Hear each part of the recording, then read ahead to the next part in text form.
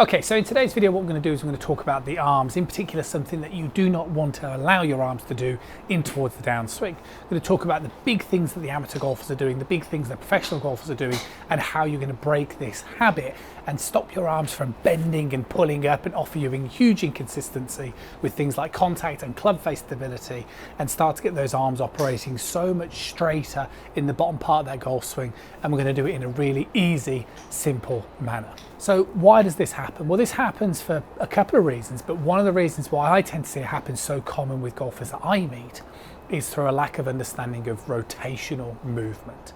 So what you really want to be doing is you want to be trying to get a feeling of, within synchronization, that you're trying to allow your chest and your pelvis to move through towards the target with you, and that's going to give you the ability to the arms to follow through.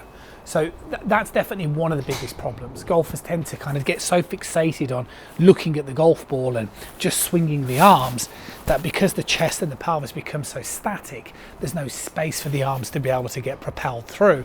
So inevitably they start getting pulled up.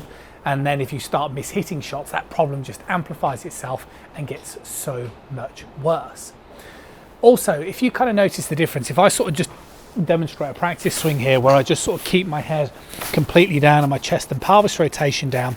The other problem is when you don't allow yourself to rotate, my lead shoulder can't retract back and behind me. So see what I'm looking at here. So if my lead shoulder only travels so far, then where else are my arms going to go?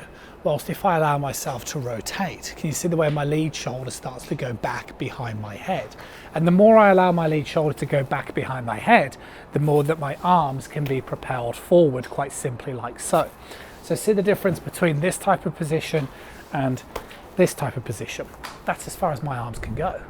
If I move this way, see the way they can keep going. Then what I want you to do first and foremost is I want you to do a couple of drills. The first one is I want you to just simply put the club across your shoulders and just try and extend it so most of the club is sticking out on your trail side. And what I want you to do is I just want you to kind of swing through and just try and rotate as much as you can through the ball.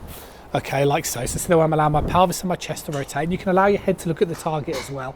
And what you should notice is you shouldn't be able to get to 90. And the reason for that is that would be an indication that you're standing up too much. But you should be able to, whilst trying to get this feeling of keeping this club pointing down towards the ground, you should be able to get yourself into a position similar to what I'm demonstrating here, where the butt end of the club is pointing opposite my trail foot. See where I am here? Now this is a great position to start getting a feeling of practicing. So that's what you want to do first.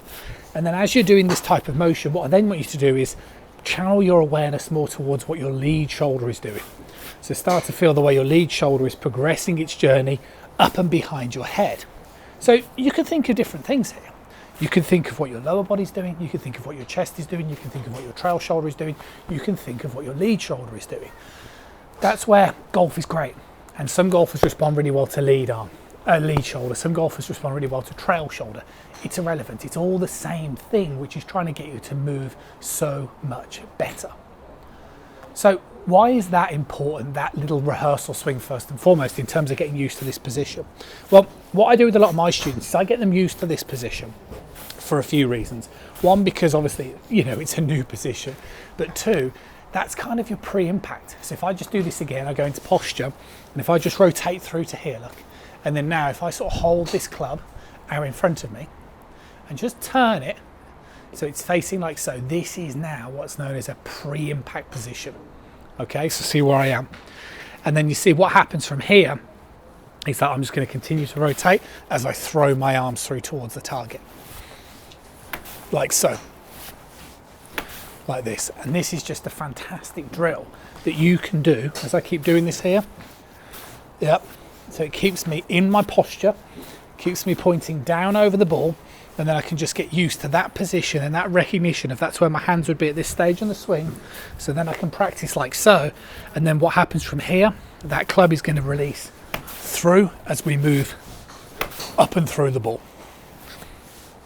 Up and through the ball. So I would really break it down very much that way. If you are somebody who has a problem where your arms are bending, you need to incorporate much more rotation through the ball. But the reason why this drill is so important is because it stops you from standing up. It stops you from just practicing this drill where you kind of do this. This won't work. You have to get your angles right in the golf swing, which is why I really like this drill. And then if you do enough repetition of this drill, and you've achieved enough repetition, you'll start to be able to feel and get recognition of these points in the golf swing to build up familiarity. And then you can start to incorporate hitting some shots.